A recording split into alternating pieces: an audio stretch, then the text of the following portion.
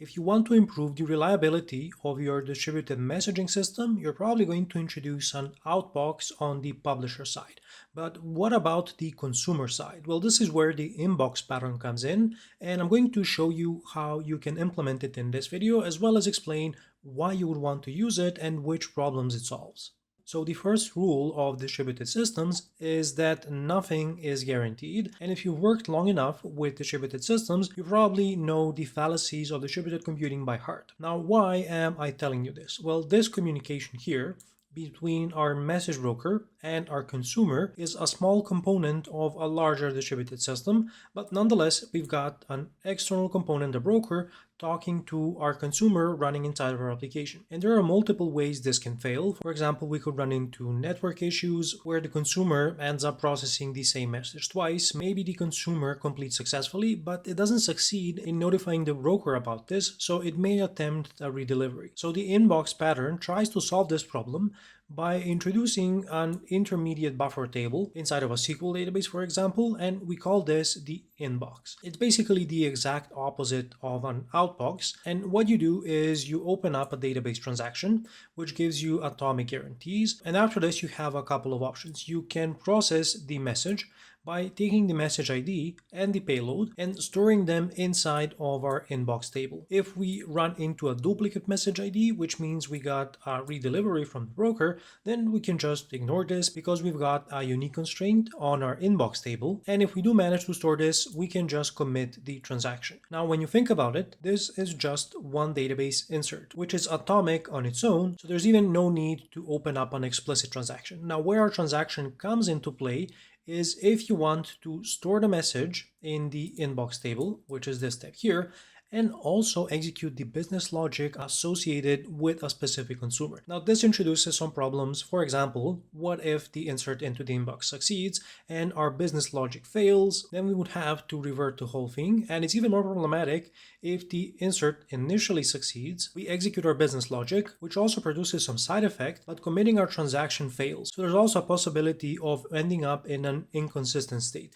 which is why I like to treat my inbox as just storing the payload within the consumer. And then I've got a background processor that's going to look for any pending messages in the inbox and go ahead and process them one by handing them off to the respective message handler. Also, when you think about it, most message brokers come with at least once delivery semantics, which means there's always the possibility that you may get the same message delivered more than once. And the inbox patterns solve this problem by making sure that your consumers execute exactly once, although in practice we are more concerned with exactly once side effects. But either way, the inbox is going to buffer your incoming messages, so it also reduces the chance of losing any messages. So that's the high-level introduction, but how do we actually implement this? So I've got an application here that's already implementing the outbox pattern, which means that when we want to publish some message, we're going to store it inside of our database table.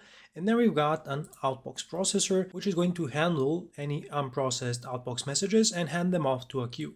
For the messaging aspect, I'm using Mass Transit, the free and open source version to be specific. And for my infrastructure, I'm using Postgres as my database and then RabbitMQ as the message broker. So why am I starting from an outbox? Well, there are two reasons. The first one is I've already got an example of the outbox, and now I don't have to implement everything from scratch. And it's also going to serve as a nice parallel when we want to compare the inbox and the outbox pattern. So let me create a folder called the inbox. And then the first thing we would want is a parallel to the outbox message. So I can just copy my outbox message into the inbox folder. I'm going to change the name, make sure the type name matches, and I'll also update my namespace. Now, instead of occurred on, I want to call this column received on UTC. So this is going to represent what we're going to store inside of our inbox table. And that's the next thing I want to talk about. Inside of this database initializer, I've got some logic that's going to seed my database with around 2 million outbox messages that we're going to process in this demo, but it's also going to initialize my database tables. And in this case, I've got an outbox messages table, and a useful filtered index is going to improve the performance of my queries. So I want to effectively have the same structure for my inbox tables, and it could look something like this. I'm going to create a database table called inbox messages. It's going to have an ID, the type of the message that we are consuming, the contents in binary JSON format, when it was received or processed, and any potential errors that happened during processing. I also created a filtered index to help us with finding any unprocessed inbox messages. And this is going to be a one-for-one match of the contents of my inbox message type. Then the next thing I want to do is to also truncate this table just to make this demo more reliable. And instead of the outbox here, I'll specify my inbox. The rest of the code here is going to populate my outbox table. So when the processor starts, it's going to start publishing these messages to the queue. This happens in the outbox processor class, and this is the specific piece of code that's going to publish this to RabbitMQ. So now we want to implement our inbox consumer, and we're going to rely on mass transit for this. Let me create a type called inbox consumer. I want to use a file scope namespace. Let's make this internal and sealed, and we'll implement the iConsumer interface. Now, what is the message type that we are consuming? Well, in this specific demo, I'm publishing an order created integration event. So this is what mass transit is going to route to my consumer. So that's what I will also implement in my iConsumer interface. Now, mass transit is interesting because it can make your consumers generic, which means you could create an inbox consumer of T, make your iConsumer also generic, and you probably need a generic constraint that T is a class. And this may make sense because the logic for every consumer, at least in this implementation, is going to be to just take the message coming from the broker and store it in the inbox table. Just for the record, to show you how you could implement this, you can say add consumer, specify your inbox consumer, and then you need to define the concrete type. So in this case, the order created integration event. And mass transit is actually able to pick this up successfully, and this is going to work at runtime. Now, I do want to comment this as I want to fall back to the direct version where we're going to handle the order created integration event. So let me update my consume method and delete my generic parameter here. And to register this with mass transit, we'll say add consumer and just inbox consumer. So what do I want to do here? Well, I'm going to inject my data source from MPG SQL, and I'm going to use it to open up a database connection. So let's make this consume method async. I'll say await using var connection, and we're going to get this using our data source, and I'll call the open connection async method. We can also pass in the cancellation token from our consume context, and then we want to persist this in the database. And let me define my SQL query that's going to represent this command. So I want to do an insert into my inbox messages table, and I'll be inserting the ID, the type, the content, and when this message was received. Then we're going to specify the values, and I'm going to add these as parameters. So I'm going to add an @ in front of them, and because I'm passing these through using Dapper, I'll just make sure that these are using Pascal case, and because our content is binary JSON, we can also tell our query that to prevent any type mismatch issues. Now, what happens when we encounter a violation of the unique constraint? We're using our message ID as the uniqueness constraint, which is why we made it our primary key. So we have an elegant way to solve this in SQL, where I can say on conflict, and I can specify which columns I want to use for this detection. So I'll just use the ID column, and I can instruct the database to do nothing and simply ignore this failure. So whenever we receive the same message multiple times, we're going to attempt to insert it into the database, essentially sending just one database query, but on any duplicate, we're going to fail silently. And when you think about it, this may make sense. Otherwise, you can explicitly check if this message exists or wait for the insert to blow up and then catch and handle the uniqueness violation exception. Finally, I'll say connection, execute async. We're going to pass in our SQL, and we need to pass in our parameters. For the ID, I'll use the message ID coming from the consume context, or if this is null, we can create a version 7 message. Another thing I like to do is to have some sort of base class for my integration events. So let's say I've got a public abstract record, let's call it integration event, and on this I'm going to have a message ID property. So when I inherit from this, I need to pass in the integration ID value, And by default, we can pass in a random GUID or even a version 7 GUID. Now remember that we are serializing this to JSON, so we don't really have to do anything special to get this working with our outbox.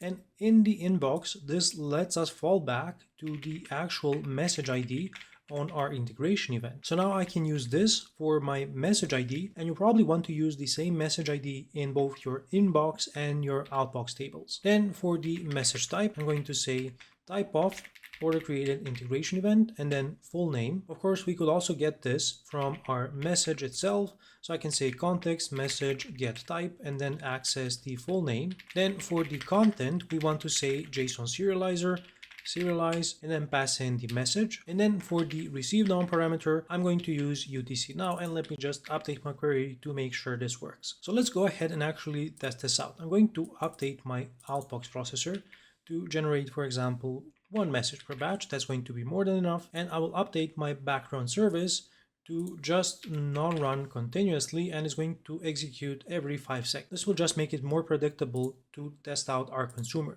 So I'm just going to start the application, let the scaffolding execute behind the scenes, and we're going to hit this breakpoint inside of our consumer in a couple of moments. Of course, this assumes that you've got a Postgres and RabbitMQ instance running locally, which I do, and I've got both of them running in Docker containers. So my application is going to connect to these. And if we take a look at our database table, you can see that we have an Outbox messages table with a bunch of data inside, but we've also got our inbox messages table, which is currently empty. And as I was explaining this, we're going to hit our breakpoint behind the scenes and execute our SQL query to insert our incoming integration event into the inbox table. So I'm going to press continue and then jump into the database. So now if I go ahead and refresh my inbox messages table, you will see that I've got a couple of messages here, and right now they are not processed. However, they contain the actual message in the content column, which we're going to deserialize in our processor and hand off to the respective message handler. And just for completeness, I'm going to drop in the missing pieces, which are going to be the inbox background service. So this is going to run continuously behind the scenes and is going to kick off our inbox processor, which is very similar to the outbox processor. Is going to select any unprocessed messages in batches from the inbox table, hand them off to a consumer, which I'm mocking here with just a log statement, and then update the database to notify it that this batch of inbox messages was processed. So this is how the inbox and the outbox work together. Now, if you want to see how you can make the consumer itself idempotent, I'm going to leave a useful article in the description of this video where I explain the problems that you have to solve, including a bunch of edge cases that aren't so obvious at first look. And if you think this is a lot of code to write, I do agree. It's not trivial to maintain your own Outbox and Inbox implementations. So here's a video where I explain how you can get all of this with a couple of lines of code if you're using Wolverine. Mass Transit also supports an inbox and an outbox, as do most popular messaging libraries. If you enjoyed this video, consider gently tapping the like button to let me know. Thanks a lot for watching, and until next time, stay awesome.